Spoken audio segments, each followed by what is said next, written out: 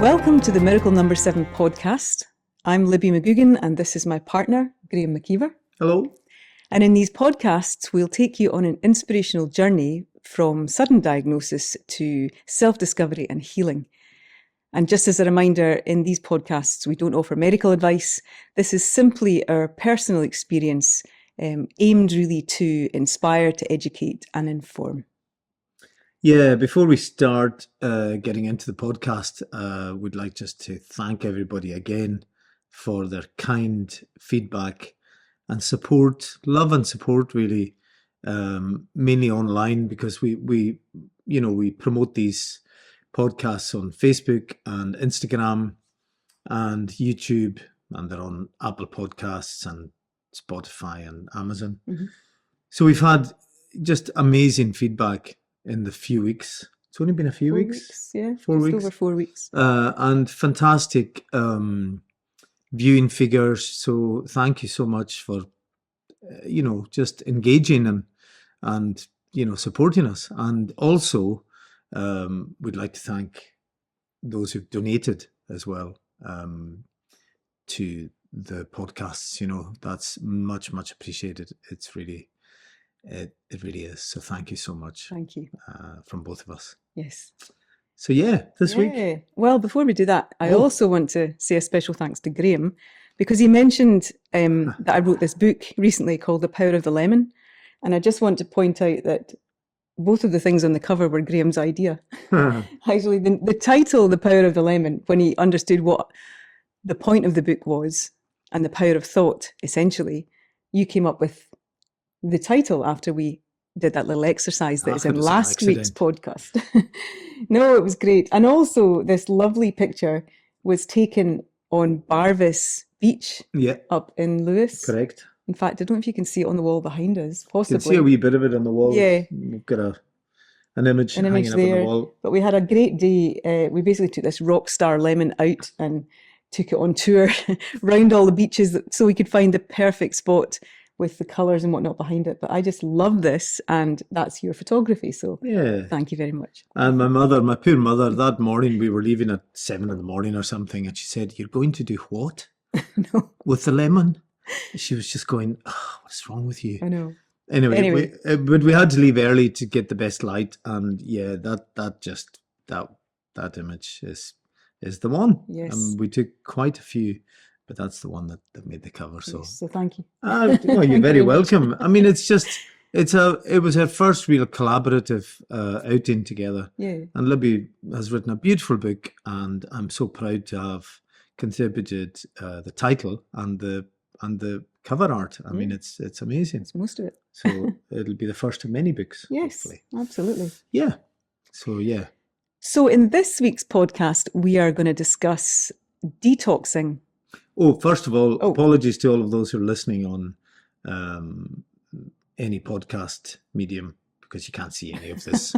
You can't see us discussing the book and the cover, but if you look up The Power of the Lemon, you'll see the cover. That's a very good point. There you go. For those of you in YouTube, well, you're lucky. You're getting to see everything in all its glory. Sorry to interrupt. Go on. Not at all. Yes, so we're going to talk about this week detoxing. And again, going back to the pillars that Kathy told us about and inspired in us, the approach is basically get your head straight, or get your state of being straight. Take in good food for your body, so it's got all the nutrients it needs to repair and restore and heal. And detox, so get rid of the stuff that we don't need. And that is both in your body and your mind. It's not just the body. So we'll talk a little bit about what we've been doing around that, because that's been quite a journey, hasn't it? Yes, that has been quite the journey. Yes. For those of you who have a nervous disposition, look away now. Yes, this could contain some unnecessary detail. But it has been a journey. But, again, nothing to lose. Why not give it a go? That's the approach throughout, isn't it? Absolutely. So one of the first things that we heard about, actually from Kathy herself, she suggested infrared saunas as a way to detox, because it's inevitable as you go through life, and we're all living longer now, and we're exposed to so much in the environment through food and the way food's processed now. Farming techniques have changed. There are lots more pesticides, that kind of thing, in the foods. You can get a little bit obsessive if you're not careful about this, but it makes sense, though, if you want to give your body the best opportunity to heal, is to get rid of stuff you don't need. And of course, your body does this naturally. We poo out stuff we don't need, we pee out stuff we don't need, and our body's very good at excreting stuff that it doesn't need to hold on to. But it can get overwhelmed sometimes with toxins, especially if there's an infection on board, or for cancer or inflammatory conditions. And there is a school of thought that suggests that some cancers have toxins as their origin, and in fact a parasitic involvement as well. So the suggestion is that we ingest toxins, and we all have microbacteria and parasites and all kinds of little bugs that live in us. It's part of our microbiome, part of our concoction of cells. But sometimes these toxins can build up, and there's a suggestion that parasites actually ingest the toxins, but if they become too prevalent, if there's too many of them in the system, then cancers can be activated. Mm-hmm.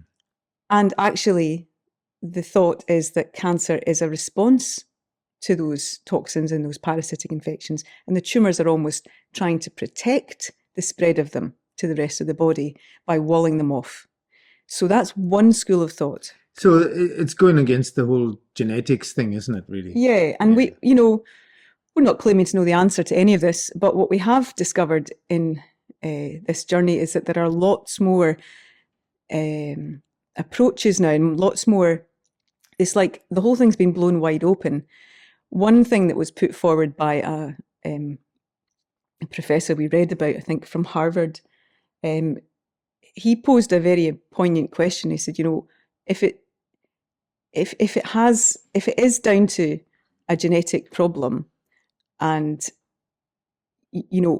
we've done all this investigation in medicine to discover that, why have we not found a cure for it? Yeah.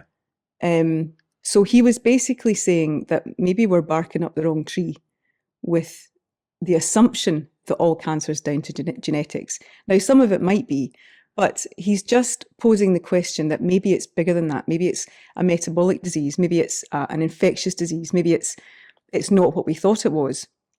And that changes the game completely, because it means it may be something that we can actually do something about. And that's what the point of all of this is with the detox. I mean, one of the first things that kind of dropped into my head, along with many other things, was, my father died of pancreatic cancer 35 years ago.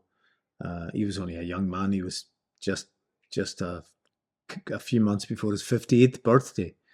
And there was I, 58, being diagnosed with stage 4 bowel cancer, thinking, oh, well, there we go. There's history repeating itself right there. And you said, no, that's not your story. No. And, it's taken me a while to understand that, and to believe that, and to be fully, to be fully behind that, and to, just to do everything I can to try and just buck that trend, if you like, And also, the idea, if there's a genetic component to it, we had an assumption from, just from down the ages, that our genome is fixed and our gene expression is fixed and it can't be changed. That's now been challenged with epigenetics in science. Mm-hmm. That people are discovering now that genes are more like Christmas tree lights. They come on and off, and they respond to the environment. So we have the ability to influence our gene expression by the environment that our cells live in. So that is, again, coming back to give it good food, take out the stuff it doesn't need, and give it a good environment emotionally, because the energy in that also plays into things. And that's changing So- all the time. All the time. That's So it's- constantly yeah, changing. I think that's the thing. It's like Aye. realizing, certainly when I grew up, the word cancer was very fixed and it meant only one outcome. Yeah. And what we're discovering now in science and through listening to scores of people, hundreds of people who have, thousands of people who have bucked the current and who are living against the odds and thriving and surviving in a very healthy state, that's challenging that assumption directly. And so it's not fixed, it's fluid. And once you realize that, you can work with it rather than assume that it's something that's set in stone. It's not. Cancer was whispered when people had cancer when I was growing up, including my father. People whispered the word cancer and they said, they would make anything else up apart from the fact that he had cancer, and they just, they didn't give them much hope at all. And, things have changed so much. Things have changed so much. And, again, going back to, I think it was episode 1, the medical journey, being told that it was a turbo cancer. That's a new term. And believe you me, it's going to be a very often heard term as we move forwards the next 10 or 20 years, because that's just the way things are, But there are also turbo solutions. Now. People are coming up with new solutions, new approaches, it's just breaking the mold right open to consider maybe we've not got it right. Maybe it's not set in stone. Maybe there's another origin for it. And working with your body to, in the best way, can help you get over this. So, well, and again, some of the things we're going to talk about in this episode, work very well with chemotherapy, if that's the way you want to go, or radiotherapy or immunotherapy. You just need to, take the correct advice from your oncologist or your doctor or consultant or whoever. But we'll get into that detail a little bit later in the other podcast. But certainly, this is an approach that we believe in. Yes. And it, I've had the little bump in the road recently, the gallbladder thing. But other than that, I've been doing really, really well. I've lost a little bit of weight, but my energy generally was up. I was exercising regularly again. And this little bump in the road has set me back slightly physically, and mentally. It was difficult, but I really feel like I'm on the way back up again. Mm-hmm. And a lot of it is because of what we're about to discuss just now. Absolutely without question, Yes. So yeah. Kind of went off piece there a little bit, but as Kathy said, well, they're not scripted, these. No. We've got little ideas of what we want to talk about, but so we might just ramble on. It's very improvised, yeah. So one of the first things Kathy suggested was using infrared saunas to help as part of the detox process. And the thinking behind that is that it helps you sweat out toxins, because that's another way that your body eliminates them. So using red light, infrared light, is actually a very safe and effective way to help clear toxins from your body through your sweat. Red light therapy. Light therapy, yeah. And it also boosts your mitochondrial function. And apparently it works about 1.5 centimeters underneath your skin. It starts just below your skin, just below your skin. Yeah. But it just, because your skin is what is your largest organ, and it's one of the best ways to excrete what you don't need. So it's a bit of a scary example, this, but it's kind of works like a microwave. But it doesn't go all the way inside to the middle. It just starts a bit lower and moves out the way. Yeah. So that's the basis of it. Yeah. Yeah. And it's a very healing type of light, which has been proven to help to detox. So it turned out that by chance there was a place called the Health Hub. There is a place called the Health Hub about 12 minutes drive from us here, which was we didn't even know about. But they offer us one of the therapies that they offer is infrared light therapy. Yeah. Yep. Yeah. Red So light therapy. we went along, didn't we, and it's just like a normal sauna. And you think, oh, nothing much is happening here, but my goodness, it does. You know, if you're in there for half an hour, you really notice it. Yes. And after going a few times to the health hub, which was amazing, we started doing a wee bit of research ourselves, didn't we? In fact, well, it was Kathy, because she has one at home, and it's a little tent, kind of home infrared sauna. So we looked into that. Yeah, absolutely. And we ended up buying one. We did. We ended up buying one. Yep. And we actually have a little video on Graham's experience of it just today, actually. So we'll show you that now.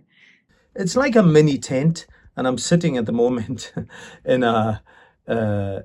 just a tiny camp chair with some cushions, and you have your wee zips here if you want a wee bit of air, or you just want to do some hand puppet stuff. So you can get your water, and it's important to drink lots of water. Important to drink lots of water. Yeah. And this is your controller. So at the moment I'm doing half an hour, and up to the maximum of 60 degrees, which I feel is really good. But you can go up to, I think, an hour. So you can just vary it. You build it up. You start at 15 minutes at a lower temperature, but it is amazing. And will, what this does for you, it makes you feel good for a start. It's a bit different to normal saunas in the way it works. So it's been essential to my recovery journey, and I love it. I now do it every other day. When I started, first of all, I was doing it every day, but we now alternated with other detox practices, which we will chat about as well. So yeah, here it is, and it's a wonderful thing, really. And get one if you can. It's not for everyone, but we love it. And Libby comes in and has a sauna also. Not together. There's no room for more than one. It's a solo thing. So yeah, it's brilliant. So yeah, as you can see, it's enjoyable. It's a bit weird, I suppose, being in a little tent thing, but it's a good time to just relax. Do some affirmations or visualizations, or listen to music, whatever you want to do. Make some calls. If you can get your hands out of the little zip bits. The zip bits are good because they give you a bit of extra air if you're feeling a bit hot. It's funny. One of the recommended, the most recommended time to have this infrared sauna is in the evening before bed, because the liver is doing most of its work, overnight. Yeah. Overnight, so it's a good time to do it. It does target the liver really, really directly, doesn't it? Yes, and that's it the does. other thing, because I had, some of I had 3 tumors in my liver, which I don't know if they're still there, but let's assume that they are. Let's assume that they're not. Let's assume that they're not then, maybe. Yeah. So that's one of the other reasons we really thought this was a good way for me to go, because it was particularly targeting the liver. And also, the way back when you had a period of jaundice, it actually helps reduce your bilirubin, which reduces your jaundice. So the radiologist was all for this as well, which is... Sounds like a character from the Beano, Bilirubin. Bilirubin. Yeah. Yes. So it's a great thing. It's very... I use it as well once or twice a week, but just to you do feel more cleansed afterwards. Your skin is much smoother, and it just feels like a good thing to do intuitively. Yeah. I think in Scandinavian countries, saunas are part of life, and they have a very healthy lifestyle. Well, in Iceland, I think it's one of the happiest countries in the world, and one of the reasons is that they have access to saunas and nature. They're really close to nature. Yeah. So anyway, so yeah, it's a great thing. I've never gone in there like doing yoga. I've never gone into the sauna and come out and going and said, "Oh, I wish I'd not done that. I wish I hadn't bothered." It's always a good thing to do. Yeah. So, I mean, it's been really good. And once I'm through this period and I'll keep doing it. I think it's a great thing to do.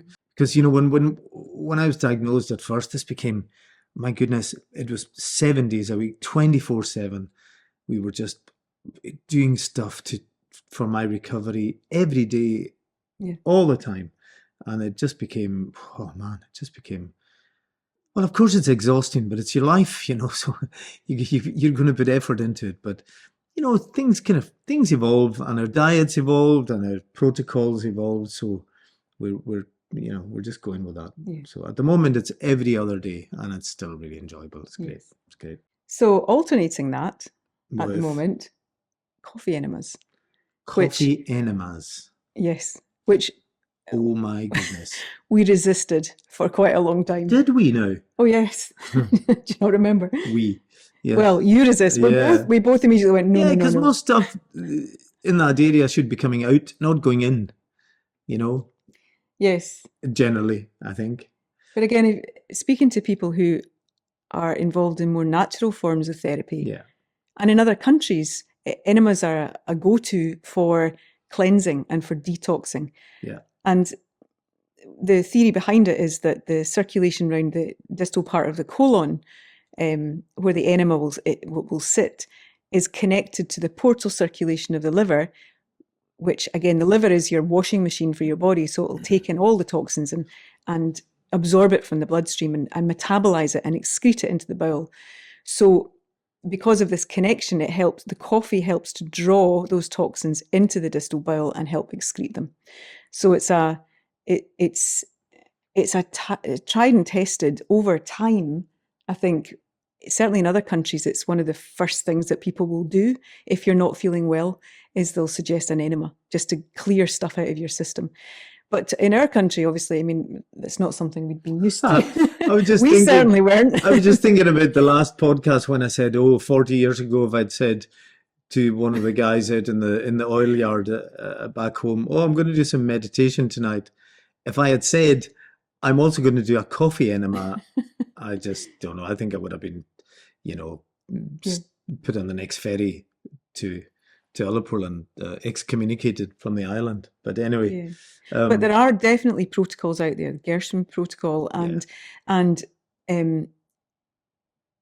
practitioners in Mexico, and we know the healer that we've been working with, Jane, has worked there, and she's been working with the doctors out there over several years, and that's a standard part of the treatment. So some people do several a day. Yes. I think in some protocols they do suggest 5 a day. My goodness. But that's, part of your 5 a day, folks. Yes. I mean, that's just... Yeah, that's fine. I mean, whatever is right for individuals is the right thing. But we do not have a video to show you. We're not going there. No. Of the enema. Once we read up on it and did a lot of research on the fact that it's, again, as Libby said, it's targeting the liver. I mean, I was focusing all my attention and all the love and all the support and all the supplements and everything on the liver, because that's where the big problems were. When I had my operation on the bowel, that was fixed. And let's hope, touch wood, it will be. But the liver needed attention. So I felt like it was the right thing to do. So I embraced it. And again, I now alternate the enema with the sauna as much as possible. Just as a means to help the liver get rid of extra toxins that you don't need. Yeah. And you do feel you've been really full of energy and full of... Yeah, it's great. I mean, it's a pick-me-up. Yeah. I mean, when you read into what it's doing and it's excreting these toxins, then it makes complete sense. So, and, we should be a bit more open about these things. I really do think we should be more open about these things. It's all very, very well being a bit coy, a bit, and it's a bit of a laugh and all the rest of it. But seriously, if it helps your recovery and helps to save your life, I mean, why not? Mhm. And that's my approach Yeah. as far as I'm Not concerned. everyone uses them, obviously. I mean, people. We also know people who have done extremely well who don't do any of this stuff. That's So right.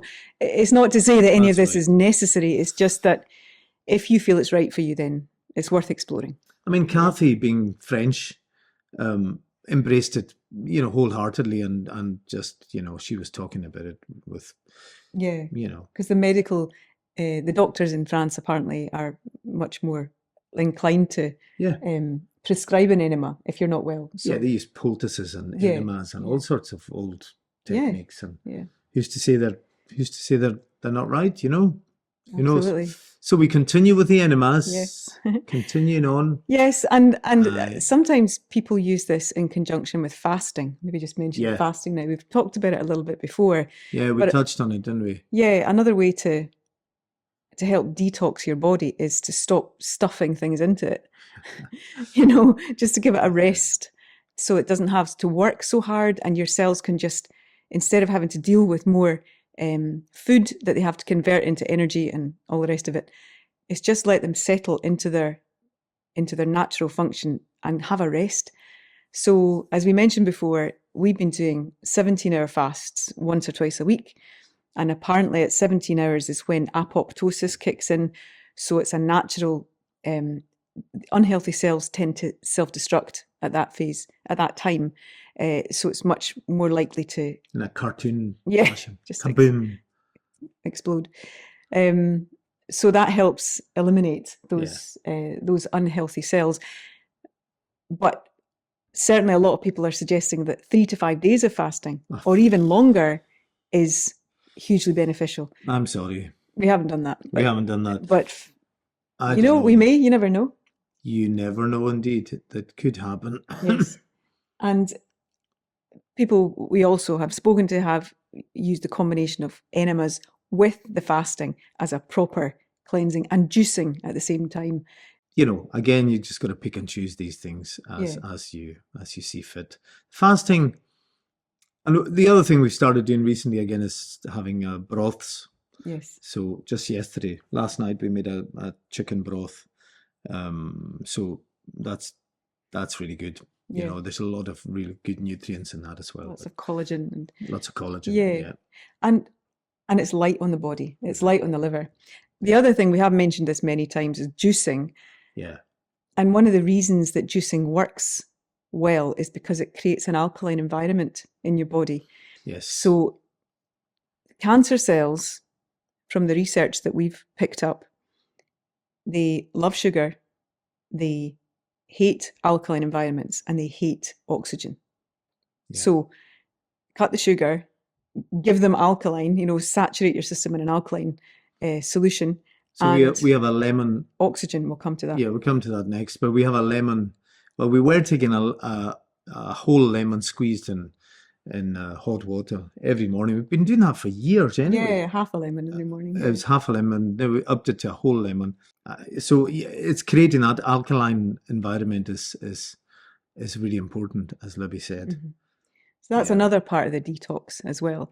And oxygen, again, it just so happened that the Health Hub nearby have, as one of their many therapies there, oxygen therapy, either as a hyperbaric chamber or exercise with oxygen, which is the one that Ewok. which is the one that you used. I thought that was a Star Wars thing. That's Ewok.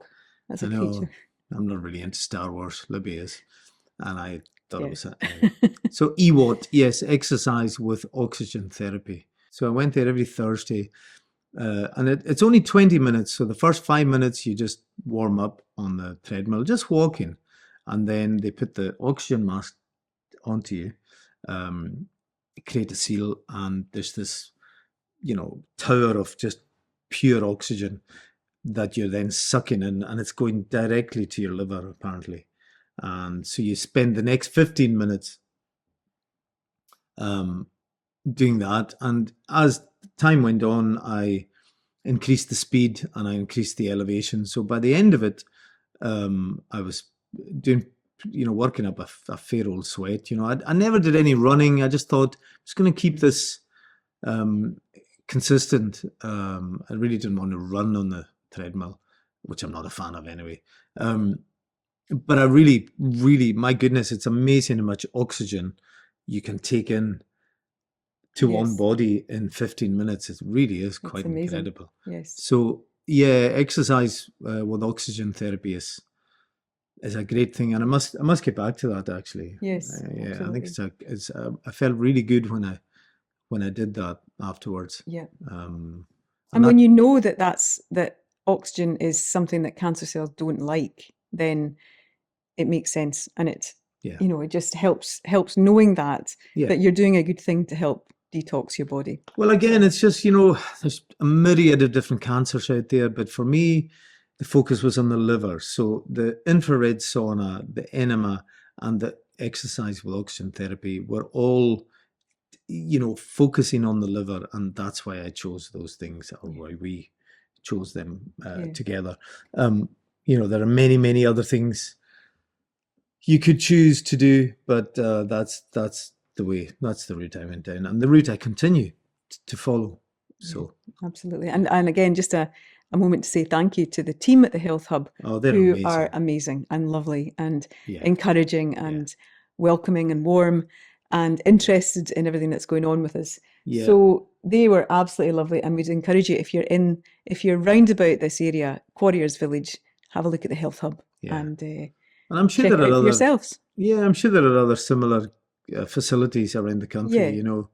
that offer that kind of therapy. Yeah. I mean, they actually have a cancer package, which we didn't really look into. We were doing Did a couple of the things. but they actually have a cancer package. So I'm guessing that's worth checking out if that's something you're interested in. Yes. But they're really lovely people, and it's a bit of a well-kept secret, and it needs to be more exposed. It's brilliant. We'll put a link to their we'll put a link underneath. on. Yeah, we'll do that. Absolutely. So moving on to the mind. Yeah. So we're doing as much as we can, I think, for detoxing the body just now. Yeah. There are probably many more things, but that's what we've done. But equally important, and maybe even more important, is actively detoxing the mind. Because as we said before, this journey is as much about your mental clarity and stability as it is about your body healing. So, you've had very much personal experience. We both have personal experience of the emotional roller coaster of this. And we will go into this more next time, actually. Yeah. But inevitably, this journey kicks up all kinds of fears, all kinds of worries, all kinds of anxieties. And if you're not careful, they can consume you. So being aware of what's going on is important, and finding a way to actually manage that and to help get rid of those uncomfortable thoughts is part of the process we found. Yeah, absolutely. I mean, things like, again, I think it was Lubna that mentioned it first. She said, have you tried writing things down and burning them? And I thought, no, why would I write things down and burn them? But, and I said to Libby one evening, I think I'm going to try this. She said, yeah, you should. Before I knew it, I was, writing a lot down. So that's been useful. I think that's been really, really useful. Writing fears down and watching them burn. It's not great for the environment, sorry, but you don't have to burn them. You can just rip them up, I suppose, and put them in the bin or something. Or get rid of them somehow safely. The recycling bin. Find that really useful. And also another thing that I hadn't really heard of before was grounding, which we started adopting. I mean, put very simply, you go outside and you stand on your bare feet in the grass, watching out for the dog poo and all the rest of it. And my goodness, it transforms your state almost instantly. Almost instantly. It really does. When you're anxious, your body becomes more charged, and this next excess of electrons can be discharged into the earth when you stand with bare feet. So grounding's a kind of, there is a physics behind it, absolutely. And just try it for yourself. I've certainly found on a few occasions, most recently when you were back in hospital, Yeah. there was one day I came back here and I just felt my heart racing, you know, and I just felt like I had so much electrical activity or energy, excess energy in here that needed to go somewhere. And I instinctively, I just went outside in the rain and grounded, and immediately, well, within a few minutes, I just felt the whole thing dissolve. Yeah. It just brings you back into a state of balance. And it's a reminder that nature is here too as part of the solution. And we're not separate from it. So connecting with it again, not storing everything up inside you, thinking that you have to figure it all out yourself. Connecting again, releasing, trusting, opening up. It just calms your state. And I found it really, really works. Well, we all know how that amazing feeling of being somewhere, doesn't have to be warm, but just walking with your bare feet in the sand. Oh, yeah. I mean, it's just an incredible feeling, you know. And yeah, I mean, we also bought a grounding sheet for Yes. the bed, which you plug in, and it draws out those electrons Yes. while you're sleeping. And it earths them. So earths it's them. connected to the earth. It's not alive. No, It's not a live it's not plug. like an just, electric blanket. It's not an electric blanket. It's just an earth, basically. It doesn't So heat you up. it discharges. Yeah, that's very helpful too, I think. Yeah, the grounding. I think the grounding, and I combine the grounding with. I keep coming back to these affirmations and visualizations, but mainly the affirmations. So I combine the grounding with affirmations. So I would, I repeat. I mean, we're getting into this next episode, aren't we, Libby? But The next few episodes. yeah. So I've got certain affirmations that I've decided that suit me, and that's, and I repeat these usually when I'm grounding or in the sauna or whatever, So yeah, the grounding has been great. Burning stuff has been good. I mean, the mind, oh my goodness, the mind thing. It's funny because when I was going through that period when all I was dealing with was the stage 4 cancer, and I started going into the barn there, and I got myself a weights bench, and I was doing some dumbbells and on the rowing machine and on the wee turbo trainer. So I was starting to get fit again, and my muscle tone was starting to come back. And my goodness, my mindset was really positive because of that. So one also obviously follows the other. Then I got that thing with the gallbladder, had to go back into hospital, and everything just crashed down around me mentally. I've really, really struggled to try and get back to that level of positivity and seeing a way forward through this and to be healed and to be clear of this. But I'm back there now. But my goodness, there's that old thing about, every time you get knocked down, you have to get back up again. And of course you do. What are the other options? Stay down? Well, why would you stay down? Why? That's not going to help you. It's not going to help the people that love you or your friends and family. But it's really tough to dig in and dig in and dig in, get yourself back up again. But once you're there, that's where you should stay. Yeah. And that's the thing. Once you're up there, it's easier, So, I think also having an awareness that it's your mind that's running riot, that it's your mind that's jumping to all kinds of conclusions and assuming that they're fact. So when you have that awareness, it's almost like, again, staying back. We mentioned this last week, but staying back into that space, opening up into that space of presence where you're just observing, my mind is run riot. That's what I'm feeling right now. And I'm just going to stay here. So it's being comfortable with the uncomfortable and staying in that space. And sooner or later, when you stay with that awareness, it will settle. And you'll come back into to land. But so Yeah, I mean, it's even, I mean, just to share with you, even yesterday, I don't know why, but yesterday morning, I just flicked into a dark corridor, if you like, and I just got into a really bad space, and I just kept saying negative things, and I was worried about the medical side of things, and and I was just all for giving up and hanging up my hat and saying that's me done. And Libby got upset, I don't normally, well, I feel it, but Yeah. Now, I tend to be able to know that this will pass. what happened there was I realized quite quickly that that's what I was looking for. I was looking for that reaction because, this is it. And I use this word carefully. It's a very selfish thing sometimes. You become quite selfish. If you become despondent, you don't act normally. I would never want to upset Libby or hurt her in any way. But I was looking for that reaction, clearly. And she got upset. And I then realized, oh, that's terrible. What have I done? So I apologized, and then I went down, I had a shower, and I actually had a hot shower, then a cold shower, which I do quite regularly. It's good for your immune system, by the way. That's another thing.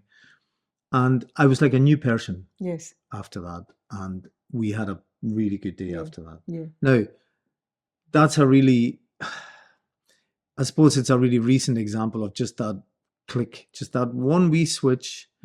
It's almost like train tracks. The guy used to just pull the lever and just the train just goes click into the next set of tracks, and it's on its correct destination.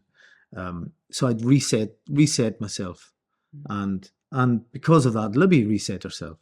Yeah. And that's all it takes. It's amazing how just when your mind spirals out of control and then you start behaving erratically, which is what I was doing, how that can affect other people. But as you've always said, it's noticing that and changing it. That's the key. That's the key. And I mean, I was upset because you don't want to see anyone you love suffer or feel that despondent. Of course not. But at the same time, I also knew that that's not who you are. Yeah. I knew that this was your mind You always say that had run away with itself. I still felt that my reaction to it, and that's natural and normal and that's okay. But within me, I just knew that's not who you are. I know this will pass. And it did. I mean, I'm not saying you walk around smiling all the time and laughing and, hey, isn't everything amazing? I mean, it's challenging. Life, without any of this, without this diagnosis and cancer and all the other things, life is challenging for people. And, there's ups and downs, and that's it. You just deal with them. But the challenges are opportunities for growth when you see it that way and you get comfortable with it being uncomfortable. Then you can, maybe not at the time, maybe down the line, you can look back and see, well, that taught me this. And I can see this now because of that. So, yeah. There's a great, we love Alan Watts, who we put a link up to the last time, I think. But I've subsequently found another one of his amazing talks. And there's one thing that really stood out for me. And it was all about, because yesterday I really felt like I was, as I said, I'd fallen off this cliff edge. And then I pulled myself back up again. And Libby was in the shops and I was in the van and I was listening to Alan Watts, and my goodness, it's almost like he was speaking to me. He was talking about how just before transformation is when you're at your worst. It's basically like the dark night of the soul thing. It gets darker before the dawn, obviously. But one of the many amazing things he said, living life is standing at the threshold of transformation. Yeah. So, we strive for certainty in our lives, but actually what we really need is uncertainty, because that's when we're thriving. Yeah. And we're about to transform into something else, you know.